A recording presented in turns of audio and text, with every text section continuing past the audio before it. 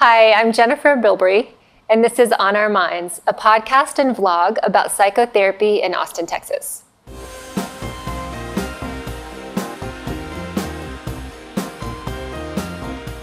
Today I'll be interviewing Adam Maurer, a psychotherapist in Austin, Texas, who specializes in working with the LGBTQ+ community. We're going to be talking about how he works with this population and specifically about how politics and culture affect this population and his work with this population. Hi, Adam. Hey, Jennifer. So, since we did our last interview, a lot has happened in the world. It sure has. Yes. So, I'm thinking about how the Supreme Court legalized same-sex marriage. What? Shortly after that, now we have a new administration that is not so friendly to LGBTQ+ issues. That is a polite way to say it. Yes, it is. Why am I being polite? I don't know.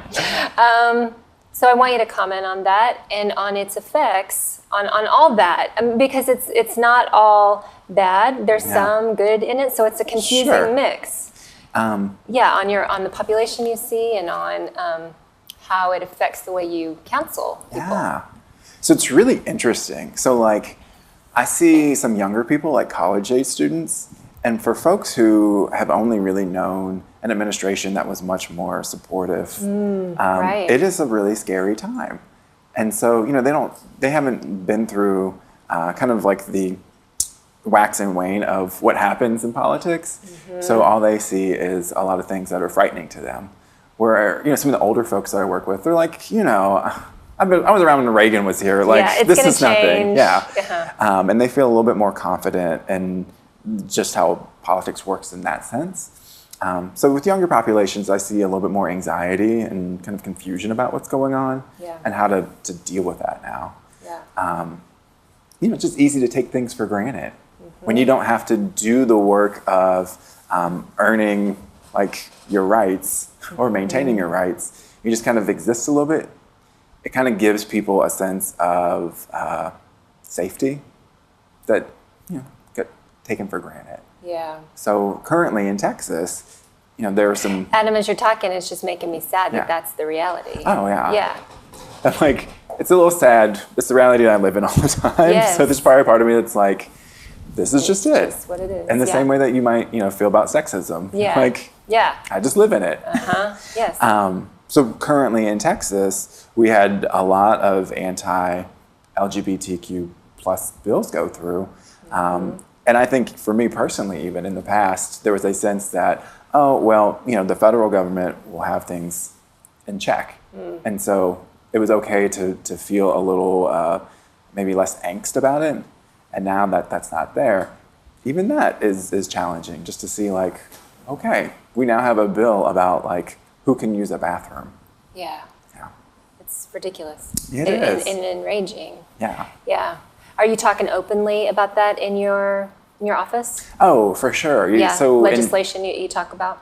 So in working with the population I work with, if you're not open to talking about those things or making a space for people, a lot of them have learned to make themselves smaller. So they have learned to say, I just won't share this piece of me until I know it's okay. So they're scanning the room to make sure it's cool for them to be themselves. Yeah. So if I just say, hey, I saw this bill went through today, what do you think about it? Then it lets them know, we can talk about this and that's okay. And I see a lot of clients who are fluid in gender or sexuality. And so the ones who are fluid in gender, this stuff is impacting them on a daily basis, right? Yeah. So they're thinking, can I present the way I want to present just to go out tonight? Yeah.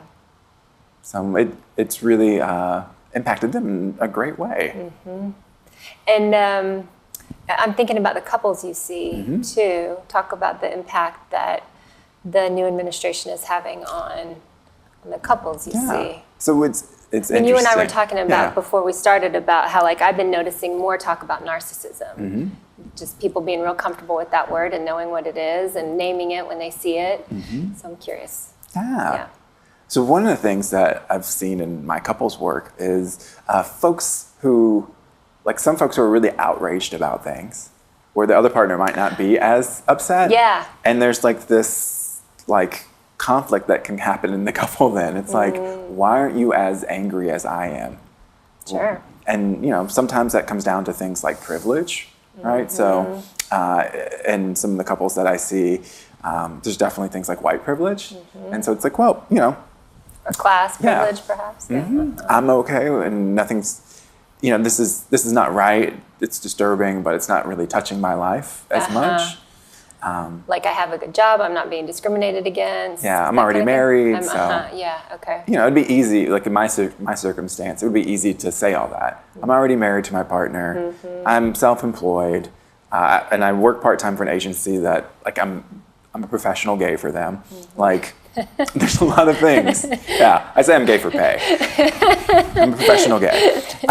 So there's a lot of things, though, that make me feel comfortable. But I realize that those things, everyone does not have that. No. Yeah. And so it's a really different experience. I mean, I think about like folks who are living with HIV.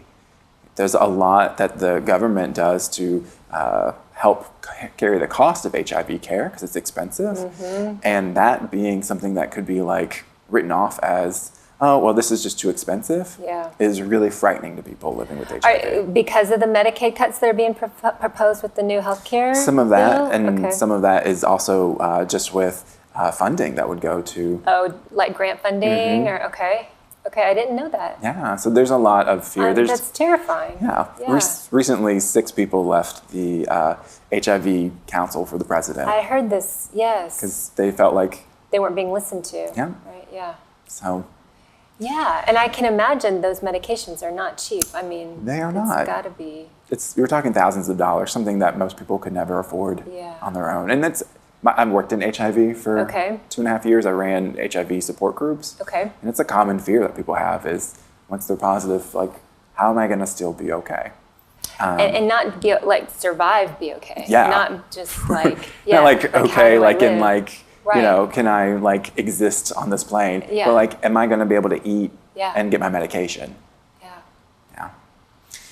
Are you still doing those HIV groups? I don't do those groups anymore. I see some folks that are HIV positive, so I make space in my practice for folks to come in because it's important to me to give back to people who won't necessarily have access to some of the insight or knowledge that I might have. Yeah, great.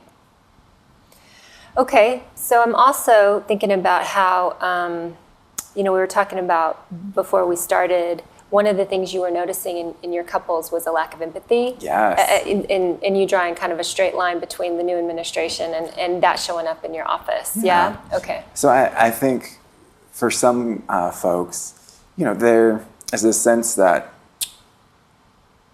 they're up against so much that it's easy to feel like, I just want my partner to like be perfect or get it or not be complicated. And so any sort of issue they might have. That makes a lot of sense, Adam. Yeah. Any issue they have then it's like, that's too much for me.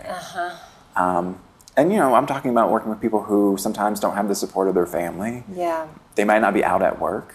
So they have these stressors that other people might not have to deal with. Yeah. So when you combine all that, it can be really difficult to say, let me just hear you and connect with you. Yeah.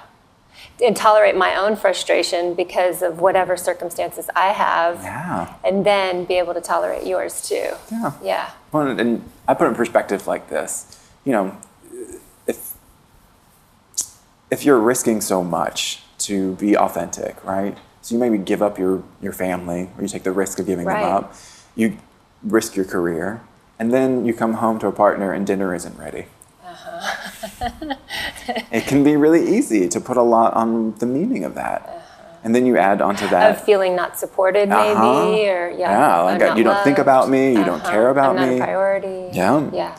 This is, why did I even risk all this stuff? Yeah. And then when you combine some of the added stress of an administration that's not as really supportive for the community, that just amps all that stuff up.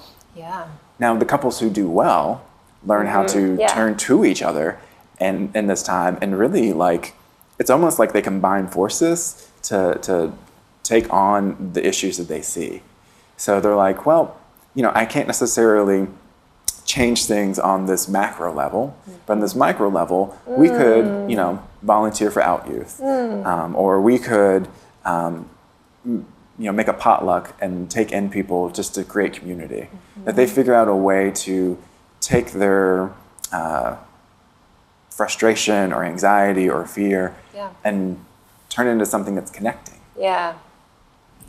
And in that, naming it, instead of it being hidden or invisible or like this too scary thing to talk about, it being open and naming it and talking about it and working with it. Yeah, that's exciting. And giving them a way to like come together. Just to be like, it is another way that you can like join forces. You can actually be a stronger unit as you fight these problems you see in the world.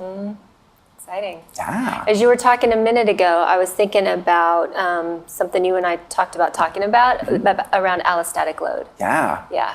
So like that idea of coming home and dinner's not ready. And when you've had your resources kind of taxed all day. Right. And then think about it like this, Jennifer. This is a different way to think about it too.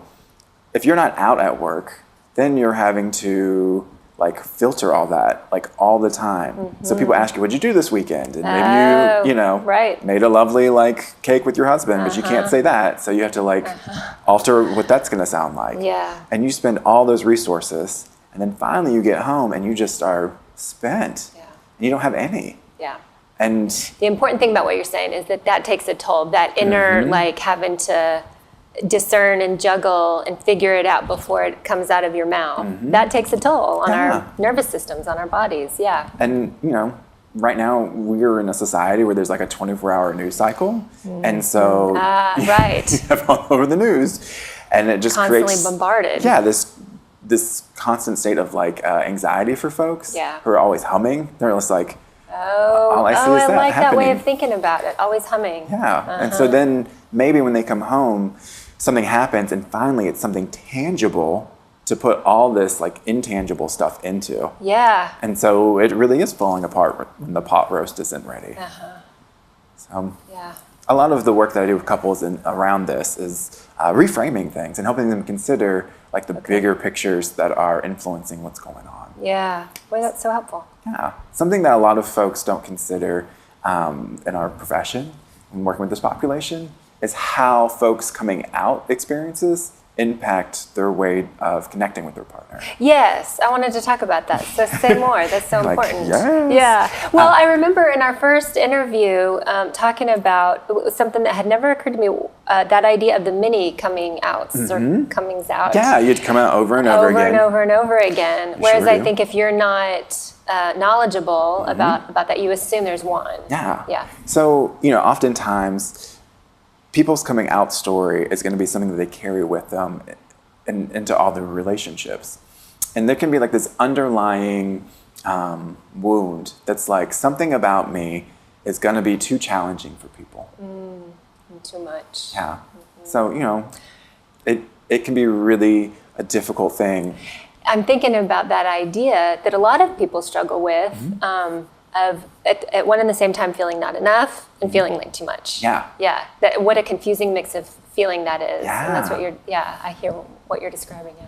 And when I get couples who are in the LGBTQ plus community to start talking about, what their experiences were coming out, oftentimes they don't even recognize that like that impacts how they interact with other people. So for example, some people learn to hide who they are and do what they want without kind of like letting other people know. So they learn to circumvent the problem. So then, they're in... what example are you thinking of? So let's say you realize that your family's not down with you being gay, and so you don't come out, but you still date on the side. Okay. And so you might, find a partner, be dating, but you never tell your parents. So then, go down the road a little bit to your 30s, you have a conflict in your relationship, and instead of like having a conversation about it, you kind of go to what you know, which is you just circumvent things. You just go around it. And so it's really easy, I think, for us as couples therapists to like miss how much gold, like therapeutic gold, is in those moments of hearing and having people talk about that. Or, I've had people who were pushed out of the closet, right? So they had a partner write them a note someone found the note, they had this terrible experience. And after the fact, they learn, they really value privacy. And so anything that like violates or comes against that sense of privacy, is challenging. And then, we all are the heroes of our own story. So when we have a relationship issue, it's like, well, my partner's not doing their part. I'm obviously perfect. They're just not meeting my need. And so it's helping people understand, like, no, this isn't necessarily about you. Maybe they're private because of something in their past. Yes. And once you get people to talk about that, that's really powerful for relationship work. The more you're talking about it, the more I see that therapeutic gold you're talking about. Yeah. I don't think I had really connected those dots quite like you're helping me to before this. Yeah, this is a lot. The amazing one to me is like honesty. So some people learn that they have to lie to survive. They can't be honest with who they are. Right, sure. And they just carry that into like other relationships. And it's easy to take that behavior and judge it, but when you put it in perspective of survival, it's like, cool, that helped you survive as a kid, but you are no longer a child. You now have agency, money, autonomy, like you have all these things. So this no longer helps you thrive. And I just help people go, what do you want to do different? How can you be more honest with your partner? That's awesome. That's so cool. It's inspiring to think about those, those connections. She lives to inspire.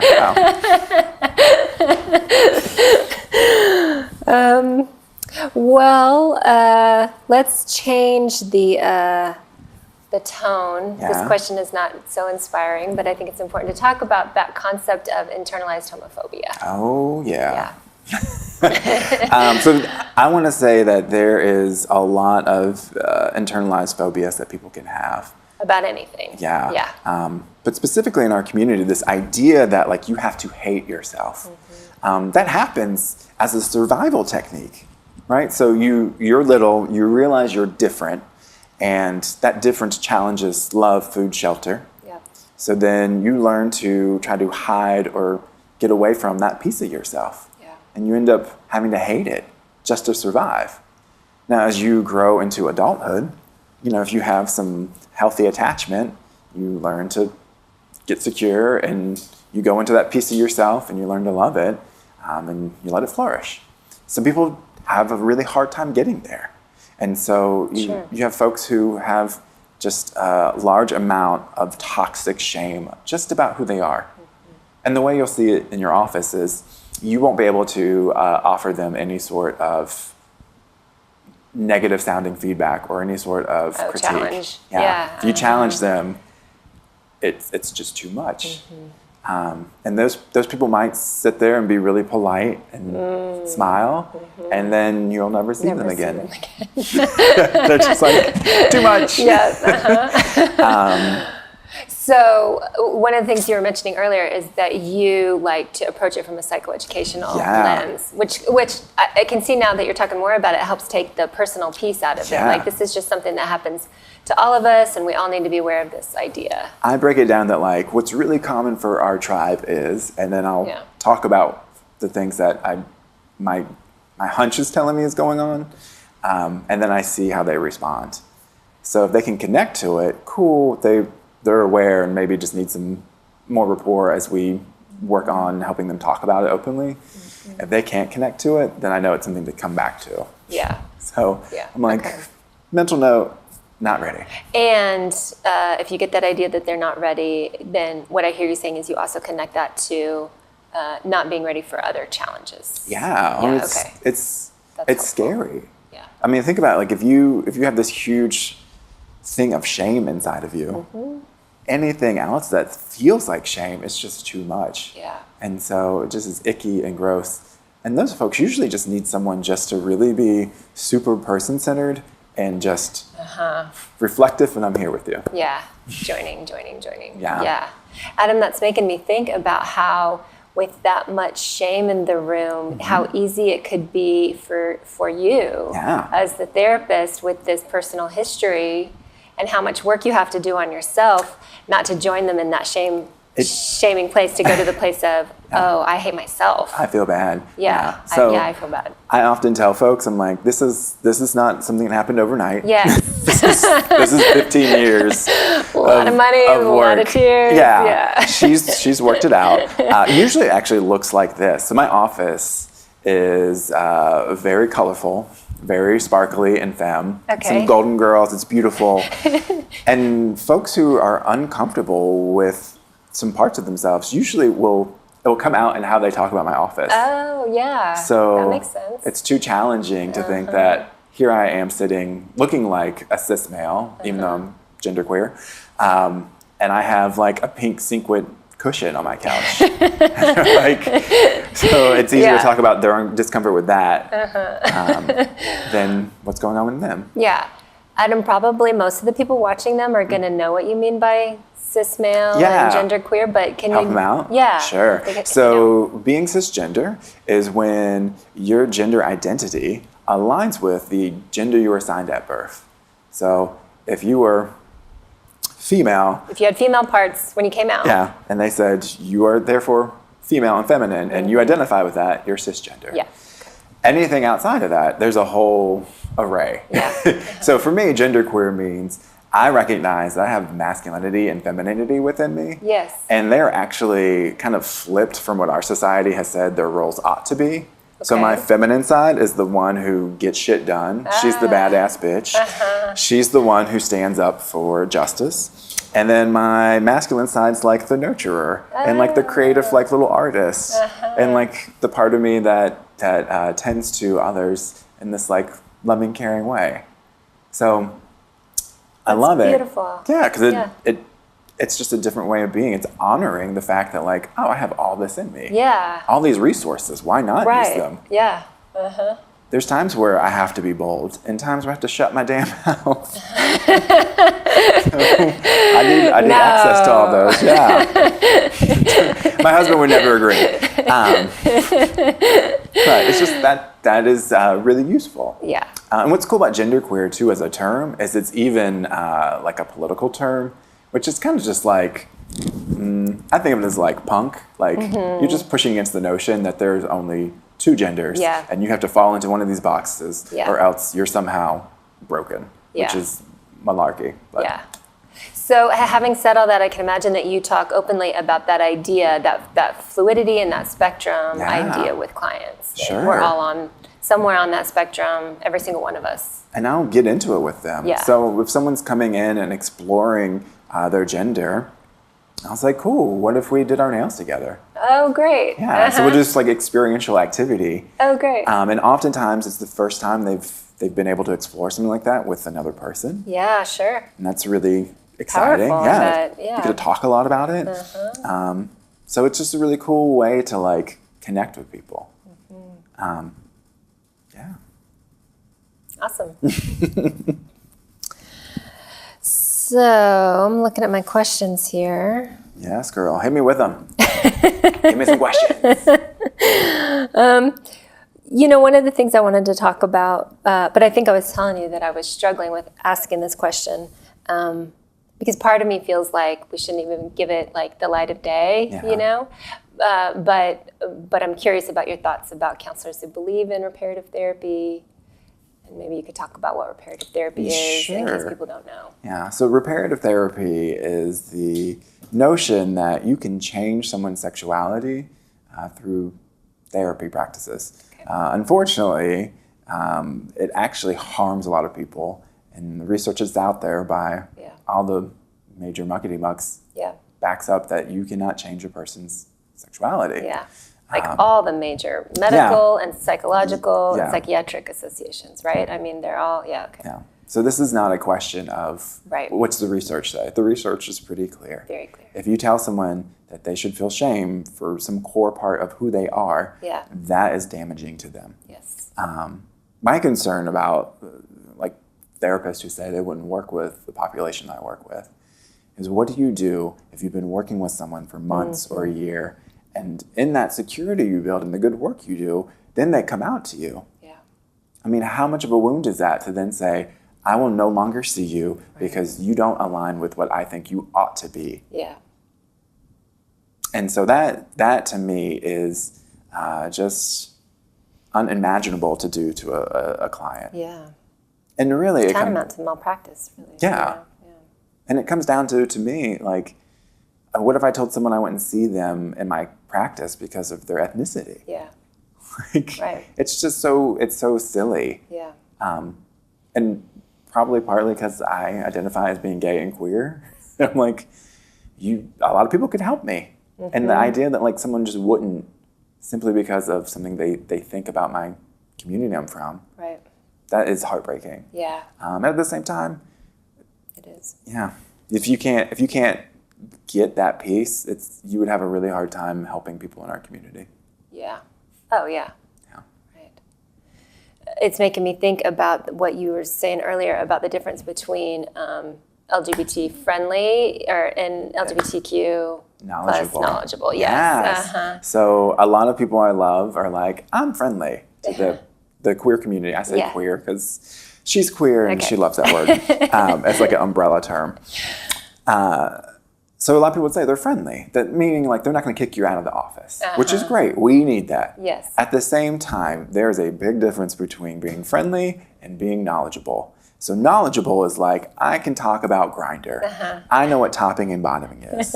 I know what like purging is in like trans terms. Yeah. So things like that like, you know, if you're just friendly, a lot of your clients might be teaching you that terminology. And not that a client can't teach you something new, but you don't want to put the burden on your clients to teach you stuff. Yeah, to pay you to come in and I've had those experiences. Really? as a client. As a client. Where I'm like, okay, I am teaching you about my community.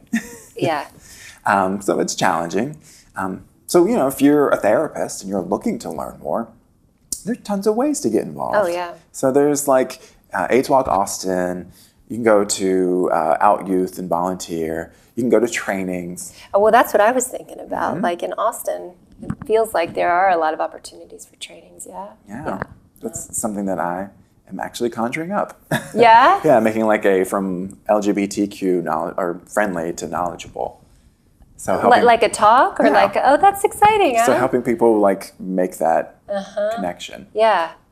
And in case people don't know, I'm thinking about one of the trainings I found the most useful was the Contemporary Relationships Conference, right? Yeah, okay. That's Jeff Lutz. Yeah. He's great. Yeah, it was really helpful. Yeah, and it's challenging because I think when we think of LGBTQ plus friendly, it's really easy in that place to almost see folks as like, I don't want to say accessory, but like kind of see a still flat dimension of them or like see them as like a one-dimensional thing. Okay. When you get to the depth of like knowledgeable, that's where you realize like, oh, this goes like far and wide. Right. Like my understanding of what it is to be trans has been way opened up by working with more and more trans people and going out and doing work with trans people in the community. Yeah. So it moved from like, oh, you just transitioned to male or female to there are a million ways to be trans plus like everyone has their own path and just honoring that. Yeah. So that experience is really great. That deeper knowledge helps you then see folks as like richer.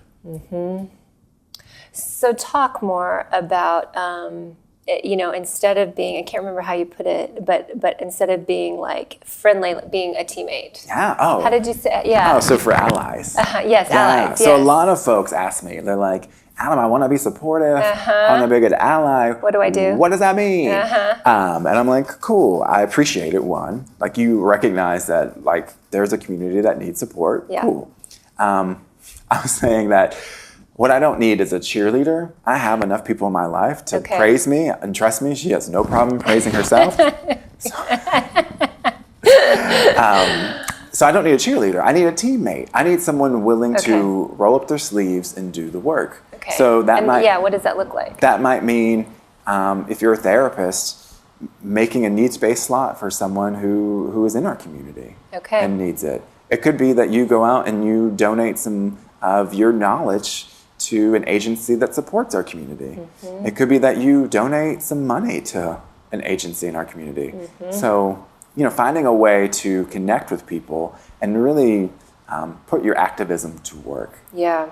And it's tricky because we're in an age now where there's so much to be enraged by. I think people are kind of spread thin and don't know where to put all that emotional intensity they might have. Yes, I think you're right. And so I've worked with people to go, hey, just take a moment, think about what's really important to you, where you think you can have the most impact and the most satisfying impact for yourself, and then direct your efforts to that. So if that is for advocating for women's rights, do it. We also have a lot of women in our community, so you're going to be helping our community. As long as you don't see those as mutually exclusive. Yeah. And that's one of the challenging things about the queer community is it is so diverse. And I think oftentimes that gets missed in representation in the media. So there are a lot of ways that people are gay or lesbian, bisexual, transgender, queer. There's tons of ways. Right. And getting out of this notion that you have to be fit, you have to be pretty, you have to be a certain ethnicity, you have to be white, right? To be on the cover of the magazine. Yeah. That is something that is a little turmoil within our own community right now. So how do we make space for people who have less power in their intersectionality, who are marginalized in other ways? So how do you see that going successfully? When places or people are getting that right, what are they doing? So I think part of it is that people who have the privilege of having a platform make space for people to come up and speak. Yeah, okay. Right? So I'm sitting here talking about it, but I also realize that as a white person, I don't fully understand what it's like to be non-white in America. Yeah. And so I can get it as much as I get it. Yeah. But really the most power I have as an ally to people of color is to give them a space to talk. Yeah. Okay. To make sure that, if people try to interrupt what's going on there, that I can use some of my privilege to stop that from happening. Yeah. Okay. You are inspiring me to invite a more diverse population on this platform. Yeah. This is a platform, Cool. in itself. But as you were talking, I was also thinking about Ivanka Trump's tweet not too long ago, maybe a month ago or so. Did you hear about this? I did not. I can't remember what day it was. It was some kind of celebratory where it came out for the community day. Yeah. And it's.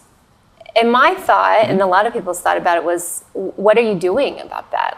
Okay, so you're supportive. What does that mean? So you're just saying the words, And in a way, that's what I hear you saying about being a teammate. Show up and play. Yeah, you have to put some skin in the game. Yeah. You can't just sit there and say, they're like there, gay that's people. terrible. Yeah. Yeah. My best friends are gay. Yeah. Well, great, sweetie. Are you out there marching on the streets with me? Exactly. To make sure that Right. my marriage doesn't get dissolved because someone's upset that I get to be married to a man. Yes. Yeah, and how much of your money are you giving? Yeah. How much of your time? Do what you got to do. Yeah. Yeah. It's tough. I think being an ally is one of the hardest things. So as someone who is often an ally to women, right? There's a lot of things I understand that women might need that I have to then be out of. We had the Alamo Draft House thing. Oh yeah, Wonder Woman. Yeah, Wonder Woman. And people were like, I can't believe women get their own screening. I'm like, really? Women can't have anything? Exactly. And in what way is that a threat to you? Yeah. A bunch of women going to a Wonder Woman screening. Are you worried we're all going to come out of there naked with swords and kill you? What is the threat? So I think it's the difficult thing for allyship to say, you get to have spaces where it's just you. Yeah. And if I represent a piece that's other than that, I can step back. Yeah. That's really challenging. Yes, I can tolerate the discomfort of stepping back and letting you have that space. Yeah. Or I can be the container that holds the negative emotion that you might have about what's going on. Yeah. So I hear a lot about the ways that white people are fucking up. Yeah. Which I'm fine with. I'm like, sure, it's true. Absolutely true, yeah. I'm not going to fight you on that. No. And the same way, I got to be able to talk to straight people in my life about hey, this is really frustrating to me at times. This is annoying to me. There's a privilege that goes with this that I don't get to have. Yeah. Something you might take for granted, I have to fight tooth and nail for. Yes. And what that entails is a capacity. I mean, what you're talking about is it's like a capacity to look at your own privilege and, you know. And not personalize it. Yeah. Like, none of us started racism. No one here started, like, heterosexism. These are just worlds that we were born into. Yes. What matters to me and dealing with these injustices is how do we then say, cool, this is the world we're in. What's my part and what can I do now? Yeah. I didn't start it, but I can damn well end it. Yes. Take responsibility for some part of it. Yeah. Do something. Yeah. And, you know, that I think itself is really important. And what's challenging for a lot of folks in that position. Yeah, I was just going to ask, what do you think gets in people's way? Is that where you were going? Yeah, Okay. is that they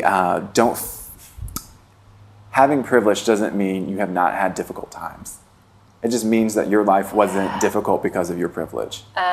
Wait, like, say that again, Adam. That yeah. was good. I got to write that down. Yeah. So having privilege doesn't mean you haven't had difficult times. It just means you haven't had difficult times because of your privilege. Because of your privilege, yes. So, like, I've had issues because I'm gay. Like, I had to go to a different state to get married. Right. Because we got married before the Supreme Court allowed it. Okay. But I've never had issues from being white. Yes. I've never had to, been like, I'm getting harassed for being white. Like, that doesn't happen for people. Yeah. So it's really challenging. Whereas I haven't been harassed because I'm straight, but harassed because I'm a woman. Oh, for sure, right? Yeah. The other day at the gas station. Yeah. Oh, sexism. It's everywhere. Everywhere. Really? Yeah. And that, I think, is one of the best ways to connect to communities that you want to support, is understanding ways that you might be marginalized and what your experience is, and then how to take that and go, cool, these people probably feel the same way. Yeah. When I'm sitting here telling my girlfriends about what happened and they all shake their head, yes, that's terrible. And I tell a guy and they're like, well, he was probably just... Right. And then, that happens for other communities. Yeah. And so providing a way for that to be a conversation rather than just another thing to have to deal with. Right. Another microaggression. Yeah. Oh, say what that is. Oh, yeah. So if people don't know what that is. So, you know, we have like old-timey racists that we know that would like burn a cross on your yard. And that was pretty obvious to everyone. Like, this is a clear message. Microaggressions nowadays is really like, well, we have incidents happen, and in that moment, if you're the target of the microaggression, you kind of like go, is this because... What just happened? Yeah, is this because of the community I belong to? Is this because I'm a woman, or because I'm gay, or because I'm a person of color? Like, what is this about? Yeah. And it takes a lot of energy. So it can be exhausting. Yeah, right? I mean, imagine, like, if you're standing in line and someone waits on the person behind you, and you're like, is this because I'm a woman? Is this because right. you genuinely didn't see me? And then by the time you, like, suss it all out, who do you talk to about it? Yeah. Besides other people in your community. Yeah. It's making me think about what we were talking about earlier about allostatic load and coming home and dinner's not ready. Like, if you've had... Yeah, lots of those experiences. Yeah, right. Yeah. It's just one way that it adds up and adds up. Yeah. Yeah. And so the way that some of the microaggressions look like in our community, I would say, like, if you work someplace and they don't offer, like, partner benefits. Oh, right? yeah. So if they haven't if you're... Well, nowadays, everyone can be married, so it's changed. But, well, like, wait, how old am I? It just took us back. Yeah. But no, I mean, there are certainly places that are much more inclusive. Yeah. And, you know, you can... I teach clients how to suss that out, how to like, look at a website. I'm like, do you see people who look like you? Oh. Did they specifically talk about having partner benefits? Or do they say husband and wife? Like, reading through the lines is a way to understand, is this a good fit for me? Yeah. Well, I'm not sure of the segue from this to the other question I had, the last question I have. That's okay. But it has to do with the role religion plays. Yeah. It is the a community. tricky one. Yeah, right, because as we were saying, like, they can either be a source of support or really damaging to people. I think it's important to recognize there can be both. So it's not just damaging. No, you know? That's true. It is a process. Yeah. So I think for a lot of folks, and this is my experience, so I'm going to talk about it pretty pretty intimately. Okay. If you grow up and you realize you're different and you should feel shame about how you're different, you look outside of yourself for validation. Yes. And one way to be validated is, if there's a religious institution that says this is how you get validated. So you go do those things, you go be the best you can, and you get validation that doesn't really validate you because there's a part of you that you're hiding. And in that process, maybe you feel good enough eventually to come out. And then that religious institution's response to your coming out can be devastating. Yeah. So my experience was when I first came out at church, they tried to pray my gay away with peppermint oil. Oh, you're kidding. How old were you? I was probably 16. Yeah. And then it didn't take, right? So I was all excited. And who did you tell? Oh, I told the youth pastor. Okay. So I was all excited. God's going to change this in me. Go home. Hold out for like 2 weeks of not exploring my sexuality. Wait, Adam, so when you told your youth pastor, were you saying it as like, this is a problem and I need to tell you? Okay. Yeah. Like it was like, I need your help with this problem I have. Yeah. Okay. It's, they used to like do like a call to the altar type stuff. Okay. So he said, yeah, we'll pray it away. Yeah. We'll put some peppermint oil on you. There was like anointing oil. Okay. Which makes me laugh. Who knew peppermint oil would be so... will never have the same, So I went home, and for 2 weeks, I like white knuckled it, and then, then I like explored my sexuality in myself, and I felt absolutely terrible. Like God didn't fix me. Yeah. And so I had because to like... in those 2 weeks, it didn't go away. Yeah. So I thought like this was supposed to work. Yeah. So eventually I went to undergrad, and there I went to counseling, and in counseling, that's how I came out and accepted myself. Wow. But I still was in doing a lot of work in like the God Squad. Like I was Adam R, super Christian, hard to believe. Yeah. Yes. As someone now who like does like fetish and kink work as part of like their sex therapy, yes. But I was like into it, and what did you do? I worked at I did Young Life. I worked at like a Young Life camp. And so I went back to one of the camps after I'd really come out to myself and accepted myself. And at that camp, when I told them that I was gay, the camp director told me I would have to go to therapy or be fired. And so... Therapy to fix it. Yeah. To make it go away. Well, I think that's what he thought it was going to be. Okay. But we were like a small mountain town, so there was only like 2 therapists, and they were actual therapists. Oh. They were married, so that was even funnier. So it was really just a space for me to go and be like, I cannot believe these assholes. Yeah. They say they love everyone but me. And so after that, like, I kind of made my own... And your therapist at the time could join you in that, could validate that. And, I mean, he was definitely not... He was friendly. He was definitely not LGBTQ knowledgeable. Knowledgeable, yeah. Okay. So after all that... what a process. Yeah, I accepted myself and made my own peace with my religion. But in our community... There are people who have had similar experiences, and people who have been far more hurt than I was. I mean, people who have gone to like conversion camps, been held down against their will, things like that. People who have been beaten as a way to try to change it. And that's happening in other parts of the world now. Yeah. I mean, there are systems where people would send their kids who are trying to figure out their sexuality to other countries where this is allowable and have that go on. Yeah.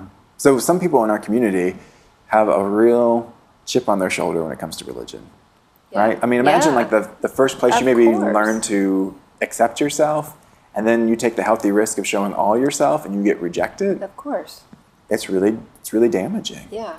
Other people have found that like religious spaces have been really wonderful. It's created community. It's given them connection and purpose. Support, yeah. It's kind of tricky nowadays because of marriage equality. It's like before in our community, there was much more freedom to determine what you want your relationships to look like. And I think with marriage equality, part of a setback that came is that there's now more of a heteronormative understanding of what it is to be in a relationship. So there's a lot more people who are like, oh, well, now I can get married, so I'll just, find a guy, have 2.5 children, and settle down.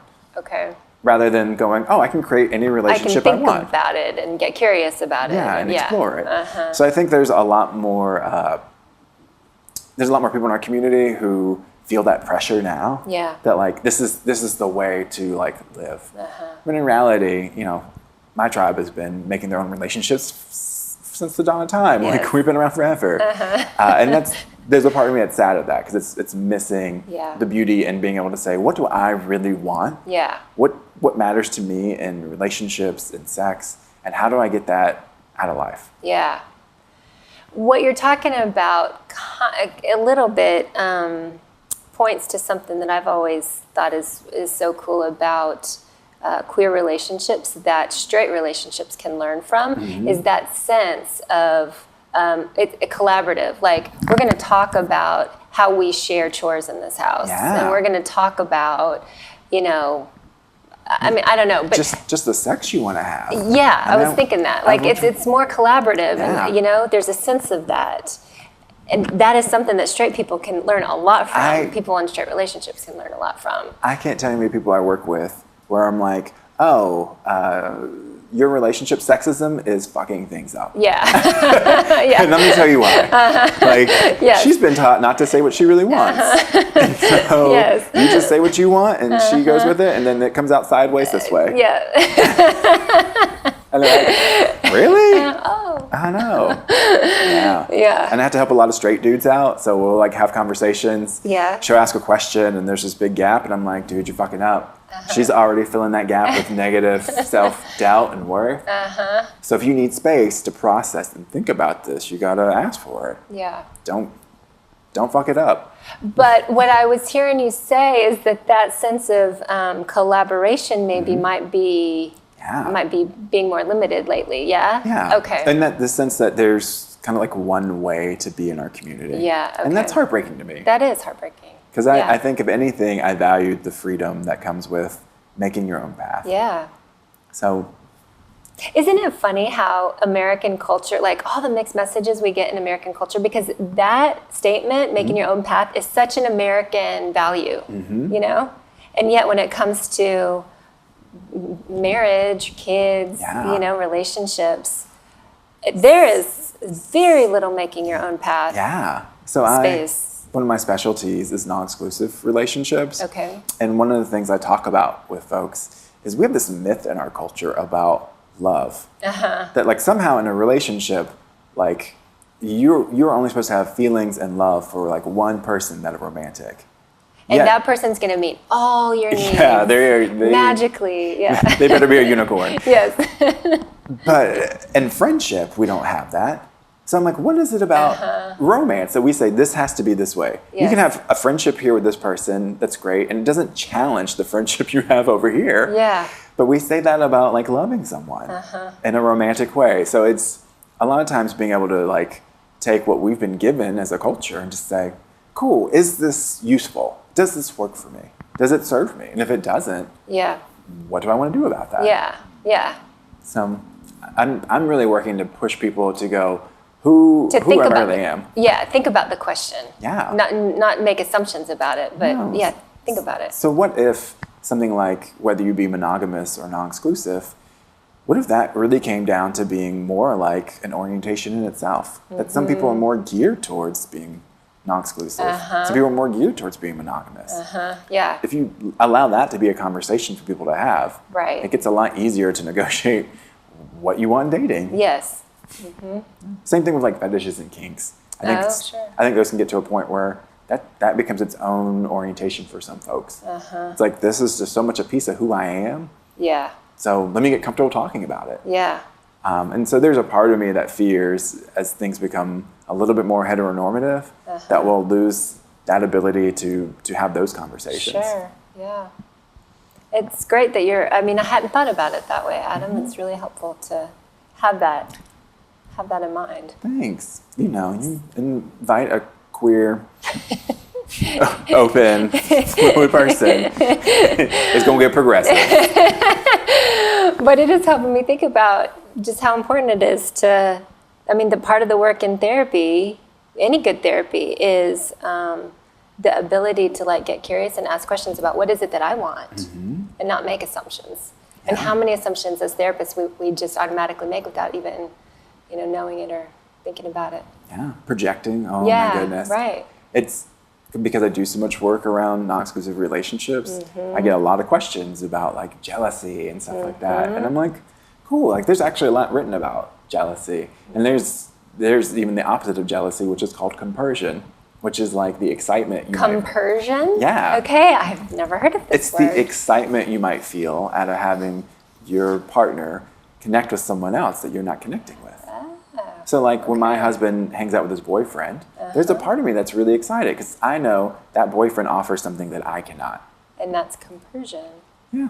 Fascinating. So then he comes back to me and we get to like reconnect, which is beautiful. Yeah. And he gets to have his whole self feel fulfilled, which I'm going to celebrate with him. Yes. And understand, like, I can't be that dude. Yeah. I am a highfalutin, like, lots of thoughts, lots of emotion queer. That person is none of those things. I'm never going to be that. Yeah. So I just appreciate that he gets to be loved fully. He gets to, like, get to experience all that there is on earth. Yeah. I mean, we're only here for a finite amount of time. Yes. So to deny a partner or someone you love an experience that's connecting and loving, to me, I'm like, whew, isn't there just enough cruelty? Yeah. Yeah. How long did it take you and your husband to get to that place? Yeah, so we dated for a long time and got engaged, and it wasn't actually until we got married, so about 5 years ago. After we got married, I think he felt secure enough to say, cool, I get that you are here. And there are things for me that he is just like, that's not my wheelhouse, so that's not what I'm about. And I kind of joke that, like, I'm at least a 2-person job. Like, she's got a lot of needs. She knows who she is. It's fabulous.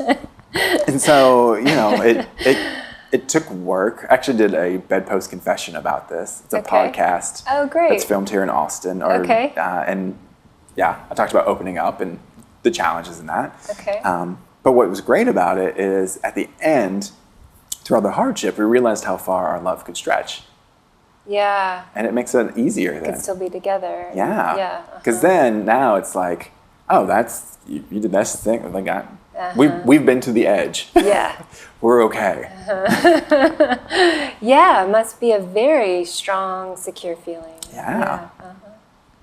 So there's a part of me that's like that's something that our community oftentimes creates, not just in romantic or erotic relationships, but just in deep, meaningful friendships. Yeah. I mean, I have friendships. I've seen people who have friendships that are like family to people in that community. Yeah, okay. And so that's one of the beautiful things is like we can have chosen family.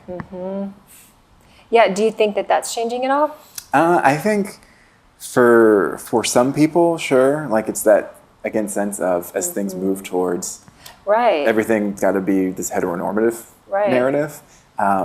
It's harder than to pick your family. Yeah. Texas is interesting because Interesting is one way of putting it. Yeah, because we have a lot of conservative people. So I think Austin tends to be like our little like escape for folks in our state. And so a lot of people come here and look to develop connection and community. And then sometimes have to go back out into a place that isn't so accepting. Yeah. So it's figuring out like how do you create a connection that keeps you from going over the edge when you're in that state. Yeah. Adam, thank you so much for this. Is there any question I didn't ask that you wish I would have? Is there anything burning in you to talk about now? I think we covered everything on my list. Cool. I think the thing that's important for any clinician is just to realize that you can't fully get it, and that is okay. Oh. If you're not in it, you can't fully get it, and no one's going to fault you for that. Yeah.